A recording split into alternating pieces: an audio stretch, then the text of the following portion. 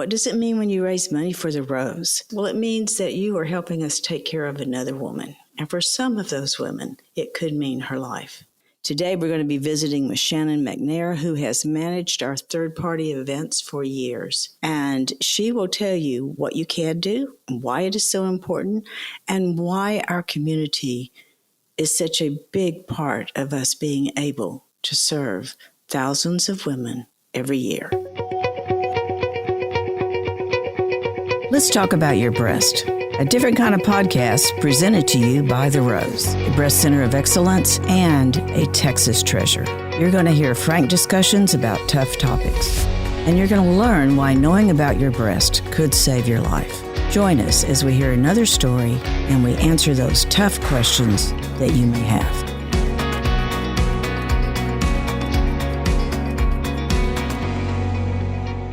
I am Shannon McNair from The Rose, and I'm the Fundraising Manager here at The Rose. So anything fundraising related, anything event related, where money's coming into The Rose is under my umbrella to make sure those events are supported and they're successful and to help the community raise money for us.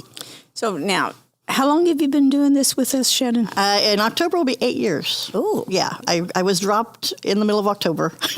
That's right. For my first week. So my first week involved Rudy's Barbecue on day one and learned right away what the community does to support the Rose. So tell us about these events. These events are all over, all over town, all over several counties. And some days I've driven through 5 cities.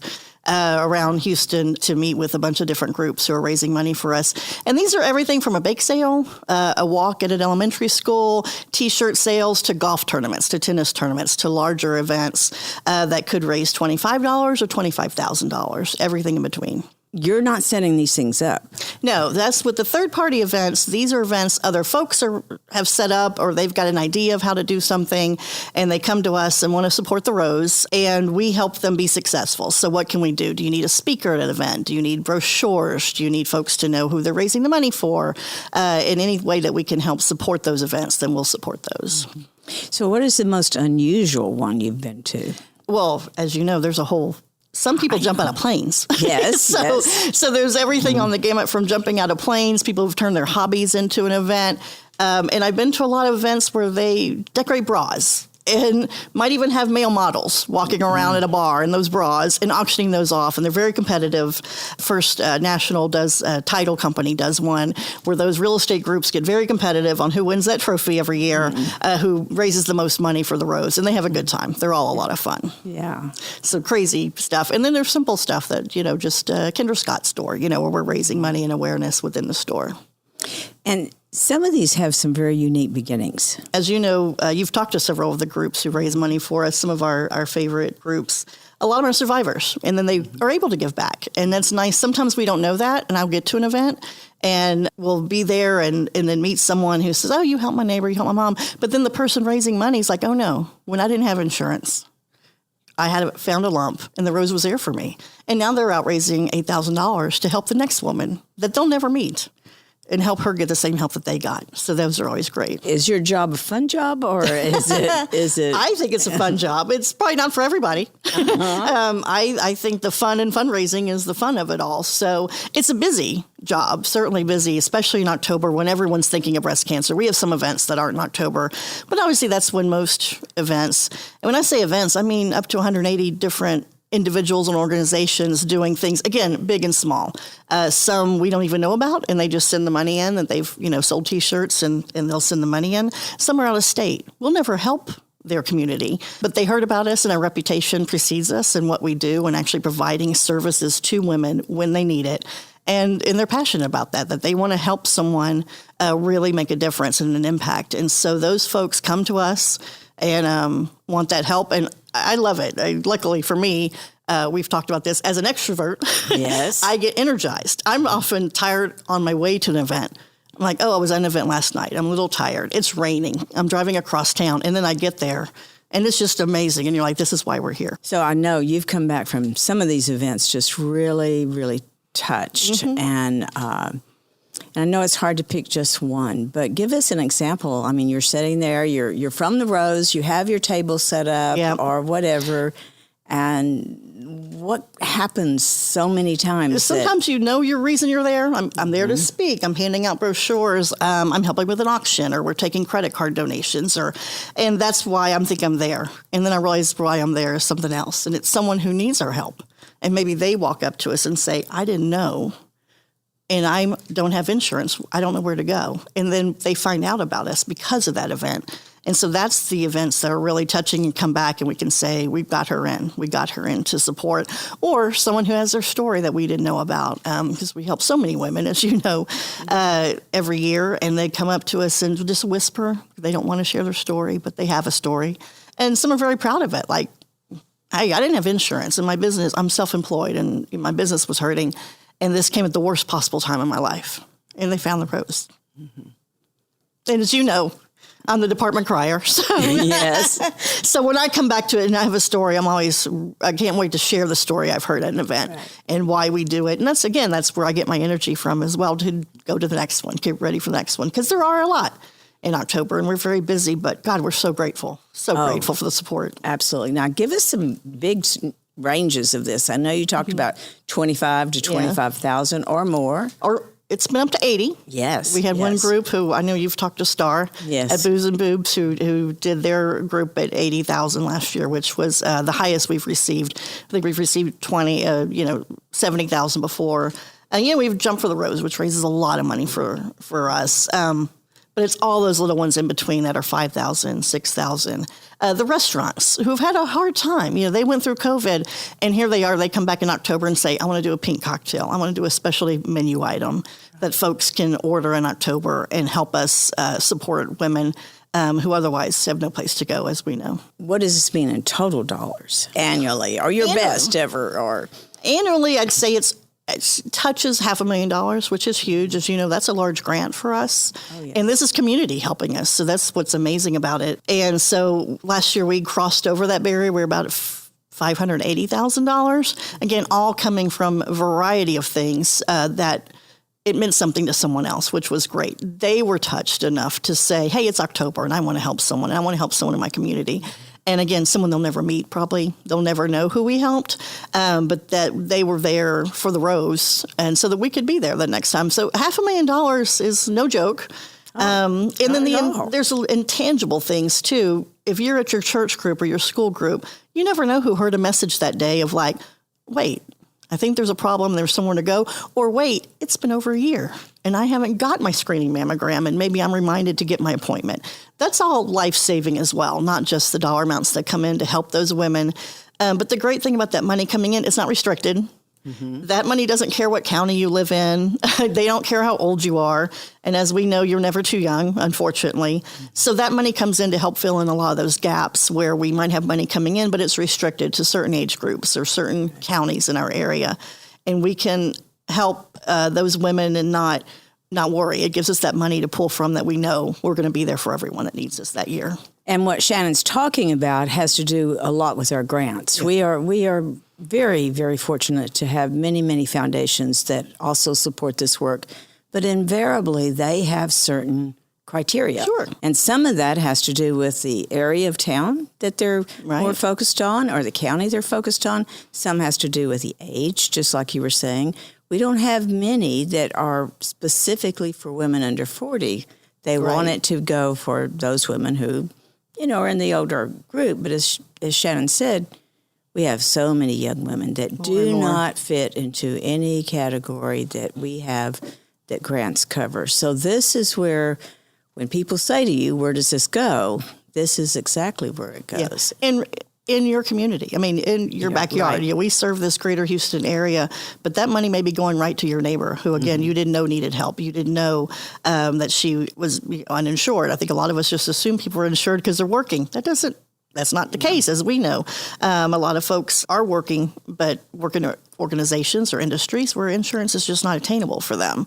And this money can go to help those folks. Shannon, have you ever been touched by breast cancer? Oddly, not till I got here. Lots of other cancers that aren't screenable, which is why I'm kind of passionate about mammograms, because we can screen for this. We can't screen for lung cancer, which has impacted my life, or lymphoma. You can't screen for that. But breast cancer, we can. Oddly enough, me and my girlfriends we're in our late 40s, early 50s, and 1 in 8 rule came to hit us hard. And that 1 in 8 rule hit one of us. So, yeah, so impacted. Once I was already working at the Rose and knew more about breast cancer, which was nice. But, that text chain you have with your girlfriends, that text chain that's like, hey, let's get together. And there's 8 of you around the room. Unfortunately, 1 in 8 is a number that's real and really impacted us. Yeah, and this was a close friend. Very close friend. And she's in remission. This all happened before COVID, luckily. And then, of course, COVID hit us. We actually had a girls trip planned to celebrate her birthday and her remission of March of 2020. So we got through that. And she's living with chemo impacts, as I think all women do. The chemo was particularly hard on her, and she's got a lot of life-changing things that she's dealing with that, but she's here. She's here. She's here. Yeah. Yeah. Do you have a difficult part of this job? It seems silly to say no, but in a lot of ways, no. That doesn't mean, I heard a great person say once, dream job doesn't mean your job's not frustrating. It doesn't mean your job isn't boring. So, a dream job's a dream job. It doesn't mean every day is perfect. But almost every day is pretty good around here. We know what we're doing. We know who we're doing it for. I say all the time, I love what I do. I love who I do it with. And I love who we do it for. It's very simple. So, yeah, there aren't a lot of difficult things. It's hard when we say no. It's, I can't only have so many resources for the events. And, we're already double booked or we already have things going on and we can't get to it. I know Chris and I have talked. It's hard when someone comes in with stage 4. And we all have that impact of like, who didn't we reach? What church didn't we go to speak at where someone didn't know that they had an option and they didn't have to wait so long to come to the Rose? Those are all hard days for all of us, obviously. But day in, day out, what I do for a living is not, there aren't a lot of bad days because it's the people want to support us. People want to help us. And that's what's great about doing what I do and working with those community organizers who are out there who are like, let me help. And this is how I'm going to help and use their passions to help the women in our community. And they're creative. Very creative. Like I said, there's pottery things going on. Right. There, there's anything you could imagine. There's a whiskey that's helped us before. Anything we can think of and things I can't think of. Suddenly someone has turned their passion into a fundraising event and you realize how easy it is to do that. It's not hard to do that. Barbecue cook-offs. There are a lot of things that go on around town. So when I'm busy, and I'm very busy in October, and we all know that, I'm having a good time. I always say, don't cry for me because I'm pretty much having some fun wherever I am. Again, even if it's not a super exciting event, I'm meeting folks who want to help us and they want to make a difference. And every time you and I've talked about this, wherever we go and people hear what we do and who we're with, very lightly touch us and say, you helped my mom, you helped my aunt. And so those are always great, great things about being out in the community. I'm very blessed that my job involves being out in the community and talking to those folks who want to help us and all have great attitudes about what we do. All right, take us through it. I have an idea. I think I've got a friend or something that has touched my life, and it makes me want to support a breast cancer organization. And maybe I don't know about the Rose, but why would I pick the Rose to start with? What we hear a lot from folks is they Google. And if you Google breast cancer, we're going to come up pretty high. If you Google with independent charity reviewers, we come up very high nationally, even though we are a regional nonprofit and support our area directly. And so we have folks that start with that and we ask them all the time why. And they're like, and it could be something simple like, that's where my mom went when she needed help and that's what I'm going to do. Or we've heard from women who said, I had insurance. It was still hard. And I can't imagine going through this without insurance. And we heard that from a gentleman who did an event for us. He sat in an office with his wife in chemotherapy, and he heard the stories of women who were in there who were struggling to pay, who weren't part of our family, who didn't know what their options were. And he just never wanted anyone to go through that. And he found out about the Rose, and that's where he did his event for. So people come to us for a lot of different reasons, but it's really the mission brings us to the Rose every time. We're making a difference. We're helping a woman. And that it's someone who lives here in your community who needed that help to get through this disease. So it starts with that. That's the idea is there, and then they find the Rose through either they're impacted or they've just heard about our reputation in the community and they want to make a difference. Okay, now get to the practical down in the weeds thing. Now what do? Do I go on the website? Do I call you directly? What happens both. You can do anything, but on our website, therose.org/fundraise, we'll get you to a fundraising page, which also has ideas. I mean, maybe you don't have an idea yet, but you want to do something. It's got some ideas there to maybe start thinking. And it's got a quick form you can fill out. It's also got our contact information, so you can reach out to myself and my partner in fun, LaTanya, at events@therose.org, and we will get you on our calendar. We'll talk through things. We can meet with you. If you have a few ideas, you're not sure how to best execute something, we're event people, so we know how to make things logistic and make them easier too. So maybe, don't do things the hard way. We can kind of talk through, and we're happy to do that. And that's what we do a lot of in September, is talking through, how can we help you? And then also, how can we, give you ideas that are better to make things more efficient, more effective, and easier on you to run it. So it's not scary. If you've never done an event, it can seem overwhelming, but it really can be very, very simple to do as well. And then we get you on our schedule, and that's when we can help. If it's an event people can attend, we have a website. We put all those events on our calendar, so with links to buy tickets and that sort of thing. So if it's a public event, we can help that way. If it's a private event, we can just make sure you have materials. Does everyone in the room know where the money's going? Do they need to know where the money's going and that it's going to a trusted nonprofit? We can make sure we have all that for everyone. Now, you can't be at every single event, though. No, we try. 180 to 200 a month. We try, my goodness. There's only 2 of us and a handful of others that volunteer during October to get out there and get the message out. And that's when we kind of have to look at that calendar, where the resources go. Right. And sometimes it's a matter of, I just can't get from the Woodlands to Angleton, that we serve all those areas. So we're always looking for volunteers to help, especially during this month. Always looking for volunteers who be our ambassadors. Absolutely, yes. Absolutely, who can talk about the Rose. And we've had a lot of our sponsored women who are now in different positions. Marisol is one of my favorites, and she'll go talk about the Rose, and she'll go to events, and she's been to several with me as well, to kind of represent what the Rose did, and that here's a real person that was helped by this. So we love our patients to come back and help and volunteer in that way when they feel comfortable. But we try to go to most events where we can, where we really need someone there to hear the message of the Rose and make sure someone's there. And like I said, some are large golf tournaments. They don't need much from us. They're running that fine. And then some need us there to take the credit card payments. They don't want to handle the cash. School districts, they don't want to get they need someone there we can set up web pages so that you have a donation page directly. You can send to people and send them directly to something where they're making their donation, where you don't have to handle the money at all. And of course, we absolutely love when they bring a check to us and we do a picture, and then we take them on a tour if they've not been here before. Absolutely. We love giving our tours, and that's where I think people see the impact that we are a real building and with real equipment, our mobile units as well. We've often done check presentations in front of our mobile units, like, this is where the money goes. This is what's helping our community. So October is busy. November is just as busy, luckily for us. And that's when we get to go out and meet some of the people who raise the money. Maybe we didn't go to their event in person they didn't need us there, but we'll go meet with them in person when we get the money and do pictures and social media and that stuff and really get to talk about the impact that their fundraising did have on us. So anything else that our listeners need to know? Let's go back over it. For one thing, they can do most anything. Every idea has a different perspective. Yeah, and I think there's one thing where we were like, we don't want to be tied to that. And I'll be honest, it was vaping. We're not going to do that. There are things that we aren't going to be part of as a healthcare organization that we want to focus on. So we don't do things like that. But everything else, I think we've said yes to. Like we got a group this year, they're just selling a T-shirt through October to their members. Oh, and that's a good point. Some people do it the entire month. Some people it's an event. Absolutely. Yeah. Some things are an event. It's a one-time thing, and we're going to do something on this day. And then some, it's all month long. Come in.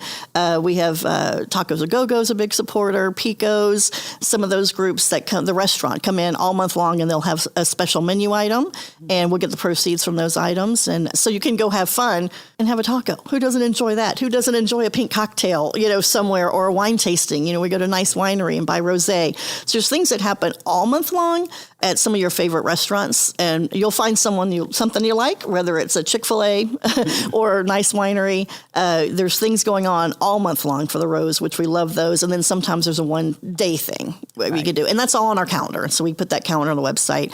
Not only for your information, keeps us organized, keeps all of it going. So anything for the public that you can help participate in. And maybe you don't want to do an event this year, but you want to know how you can help. You can help by going and supporting some of these other events and have a good time. Bring some friends and have some fun. Absolutely. Yeah. So even though all of them are on the website, let's try to pick 10. Just go through those that have maybe been with us for a while or Well, I'll go with my first, which is Rudy's Barbecue. Okay. So they're Famous Pink Cup, and they've been with the Rose long before me. And for every pink cup, there's $1 donated to the Rose, and that's all the Houston area Rudy's. So I believe there's 6 of them, and that is a huge fundraiser for us every year. And we love working with Rudy's. And again, my first day at the Rose, that's where we went and had lunch as a team, and I learned all about Pink Cup and then what the community was doing. And Tacos A Go-Go is coming back. They were a first year event for us last year, and they are a longtime supporter of our mobile program through I'll Have What She's Having, our other favorite, one of our organizations that supports us. So they're part of that organization, so they knew about our mission and wanted to help, and they jump in. This year we have a cinnamon roll. I mean, come on, let's have some fun. A pink icing cinnamon roll at J Bar M Barbecue. So, there's those going on. Kendra Scott will be on the first Friday in October, which is the 6th.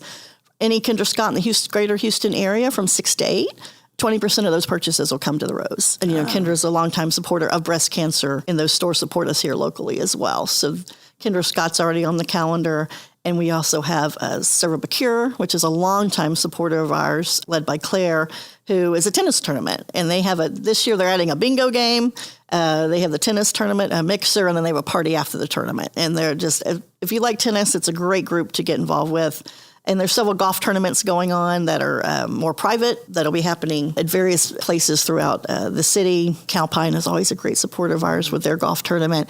You mentioned Jump for the Rose. Jump for the Rose, of course. I believe we have some staff members jumping this year. Yes. Which is always a sight. One year maybe it'll be my year to jump. Do it. I'm often double booked already. It's jumping in October. I'm often already busy at the Rose at other locations. But that's a good point. You could do a fundraiser anytime during the year. Anytime during the year. Breast cancer happens all year long. It happens all year long. Booze and Boobs is moving to January. They are not going to be in the October year, and that's a great supporter for ours. There's a great walk that happens in the Woodlands with Mitchell Intermediate School. That happens in March. So breast cancer doesn't care. Right. Breast cancer does not care. It doesn't care how old you are. It really doesn't care if you're a woman or a man. And it certainly doesn't care what month it's in. I think most of us know people who were diagnosed, and Harley were diagnosed in October in the middle of it. So cancer does not care, and it doesn't stop. So year-end events are great because we have a lot of folks who are like, I'd rather do it when there's not so much other noise going on and other things going on. And it's something that helps them manage that. And, it's not an overwhelming time to do it as well. Anything else we need to know? It's really important, though, if they can, to fill out that form, simply so that we can help promote them as much as anything else. The form just gives us a place to start with organizing. Okay, is this a public event? What do you need from us? Like, do you just need us to get some brochures or pink ribbons out to you?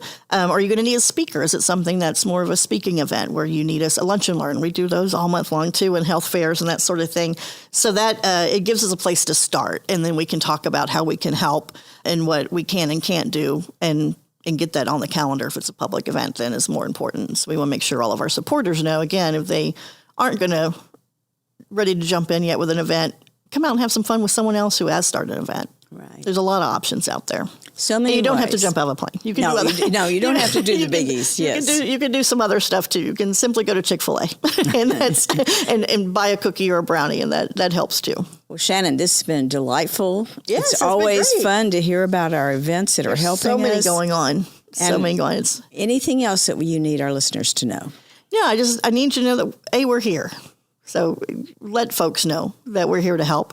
And then if you have an idea and you've always wanted to fundraise, email us. Just let me know. I'm happy to talk to you about it. Again, it doesn't have to be in October, so we don't need to put pressure on you to jump into do an event. But if you have an idea and you're thinking about it, you can talk to us now. We can work on it. We have an event going on next September already working on. So with one of our longtime supporters doing a motorcycle ride, and he'll be raising money for a year, but the ride's not till next August. So there are lots of things you can do to help that aren't in October, or things you can do to help support another event that is going on.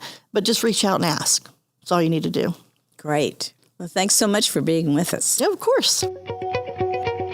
So that wraps it up for today. And don't forget, we're doing an episode every single day. You're going to get your daily dose of Let's Talk About Your Breasts during the month of October. October is the month of pink, and for The Rose, a breast center of excellence, that means we'll be airing podcasts every day in October to celebrate Breast Cancer Awareness Month. We'll be sharing everything from bikers writing for breast cancer to areola tattoos. Be sure to share with family and friends because there's a little something for everyone. To find out ways to help The Rose, visit our website at therose.org. And remember, self-care is not selfish, it's essential.